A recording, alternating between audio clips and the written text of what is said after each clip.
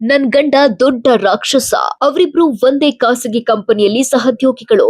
HR ಆಗಿದ್ದ ಇಬ್ಬರ ಪರಿಚಯ ಬಳಿಕ ಪ್ರೀತಿಗೆ ತಿರುಗಿತ್ತು. ಯುವತಿಯನ್ನ ಪ್ರೀತಿಸಿದ್ದ ಆತ ಆಕೆಯ ಮನೆಯವರನ್ನು ಒಪ್ಪಿಸಿದ್ದ.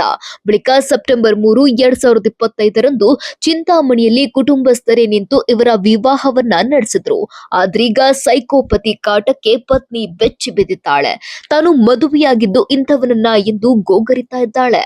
ಹೌದು, ಮದುವೆಯಾಗಿ ಕೆಲ ದಿನಗಳು ಚೆನ್ನಾಗಿಯೇ ಇದ್ದ ಪತಿ ಮಂಜುನಾಥ್ ಈಗ ಸೈಕೋ ರೀತಿ ವರ್ತಿಸ್ತಿದ್ದಾನಂತೆ. ಫೋನ್ ಮಾಡಿ ಲೈಂಗಿಕ ಕ್ರಿಯೆಗೆ ಒತ್ತಾಯ ಮಾಡುವ ಈತ ಮನೆಯಲ್ಲಿ ಎಲ್ಲರ ಮುಂದೆಯೇ ಬೆತ್ತಲೆಯಾಗಿ ಓಡಾಡ್ತಾನೆ.